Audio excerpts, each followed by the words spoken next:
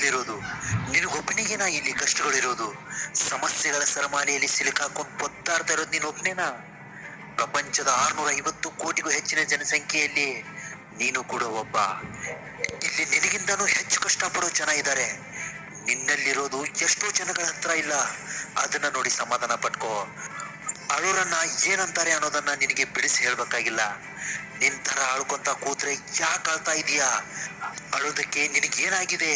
ನಿನ್ನ ಕಷ್ಟಗಳಾದ್ರೂ ಏನು ಅಂತ ಕೇಳೋಕೆ ನಿನ್ನ ಹತ್ರ ಯಾವನೂ ಬರಲ್ಲ. ವಿರಾಟ್ ಕೊಹ್ಲಿಯ ತಂದೆ ತೀರು ಹೋದಾಗ ಅವರು ಅವರ ತಂದೆಯ ಪಾರ್ಥಿವ ಶರೀರದ ಮುಂದೆ ಹೋಗಿ ಅಳ್ತಾ ಕೂರ್ಲಿಲ್ಲ.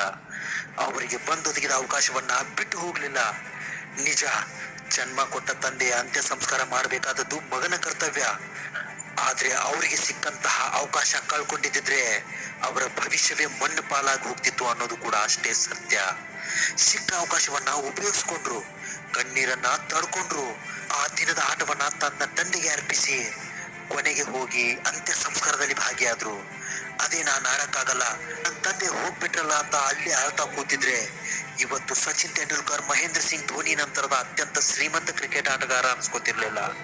ಇಲ್ಲಿ ಪ್ರತಿಯೊಬ್ಬರಿಗೂ ನೋವಿದೆ, ಸಂಕಷ್ಟಗಳಿವೆ, ದುಃಖ ಇದೆ. ಯಾರದನ್ನ ಸರಿಯಾಗಿ ನಿಭಾಯಿಸಿ ಜೀವನದಲ್ಲಿ ಬರುವಂತಹ ಅಡೆತಡೆಗಳನ್ನ ಎದುರಿಸಿ ಪಾರಾಗ್ತಾರೋ ಅವರೇ ಜೀವನದ ಸಕ್ಸಸ್ಫುಲ್ ವ್ಯಕ್ತಿಗಳಾಗಿ ಹೊರಹೊಮ್ತಾರೆ. ನಿನಗೊಂದು ವಿಷಯ ಗೊತ್ತಾ? ಈ ಜಗತ್ತಲ್ಲಿ ನಿನಗೆ ಯಾರು ಶತ್ರುಗಳಿಲ್ಲ. ಹೆಂಗ್ ಗೊತ್ತಾ? ನಿನಗೆ ನೋವು ಕೊಟ್ಟವರೇ ನಿನಗೆ ಮಾರ್ಗದರ್ಶಕರು, ನಂಬಿಸಿ ಮೋಸ ಮಾಡಿದವರೇ ನಿನ್ನ ಗುರುಗಳು, ಕಷ್ಟ ಕೊಟ್ಟವರೇ ನಿನ್ನ ಹಿತೈಷಿಗಳು, ಅವಮಾನ ಮಾಡಿದವರೇ ನಿನಗೆ ಸ್ಫೂರ್ತಿದಾತರು, ನಿನ್ನ ಕಾಲೆಳೆದವರೇ ನಿನ್ನ ಶಕ್ತಿದಾತರು, ತಿರಸ್ಕಾರ ಮಾಡಿದವರೇ ಮುಂದಿನ ಪುರಸ್ಕೃತರು. ನೀನ್ ನಡೆಯೋ ದಾರಿಯಲ್ಲಿ ನೀ ಎತ್ತಿದ್ರೆ ನಿನ್ನನ್ನ ತಡೆಯೋ ತಾಕತ್ತು ಯಾವನ್ಗೂ ಇಲ್ಲ.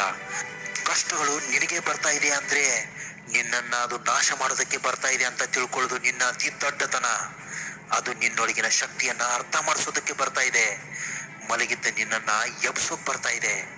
ಎಷ್ಟೇ ಕಷ್ಟ ಬರ್ಲಿ, ಯಾವುದೇ ಸಮಸ್ಯೆ ಬರ್ಲಿ, ಯಾವುದಕ್ಕೂ ನೀನು ಮನೆಯದ ವ್ಯಕ್ತಿ ಅಂತ ನಿನಗೆ ಮನವರಿಕೆ ಮಾಡೋದಕ್ಕೆ ಬರುತ್ತಾ ಇರುತ್ತೆ. ಯಾವತ್ತೂ ಕಾಯುತ್ತಾ ಯೋಚಿಸುತ್ತಾ ಕಾಲಹರಣ ಮಾಡಬೇಡ. ಯಾಕಂದ್ರೆ ಬದುಕು ಯೋಚನೆಗಿಂತಲೂ ವೇಗವಾಗಿ ಸಾಗ್ತಾ ಇರುತ್ತೆ. ಕೊನೆಗೊಂದು ಮಾತು ಹೇಳ್ತೀನಿ, ಗುರಿಯ ಮೇಲೆ ಗಮನ ಇರ್ಲಿ, ಅಡೆತಡೆಗಳ ಮೇಲಲ್ಲ. ದಾರಿ ಇತರರನ್ನ ಕೇಳಿ ತಿಳ್ಕೋ, ಪರವಾಗಿಲ್ಲ, ಆದ್ರೆ ಗುರಿ ಮಾತ್ರ ನಿನ್ನದೇ ಆಗಿರ್ಬೇಕು. ಇಂತಹ ಮತ್ತೊಂದು ಕಂಟೆಂಟ್ ಜೊತೆ ನಾಳೆ ನಿಮಗೆ ಮತ್ತೆ ಭೇಟಿ ಆಗ್ತೀನಿ. ಒಂದ್ ವೇಳೆ ವಿಡಿಯೋ ಇಷ್ಟ ಆಗಿದ್ರೆ ಲೈಕ್ ಮಾಡೋದನ್ನ ಮಾತ್ರ ಮರಿಬೇಡಿ. ಚಾನಲ್ನ ಸಬ್ಸ್ಕ್ರೈಬ್ ಮಾಡಿಲ್ಲ ಅಂದ್ರೆ ದಯವಿಟ್ಟು ಸಬ್ಸ್ಕ್ರೈಬ್ ಮಾಡ್ಕೊಳ್ಳಿ. ನಮಸ್ಕಾರ, ಎಲ್ರಿಗೂ ಒಳ್ಳೆಯದಾಗ್ಲಿ.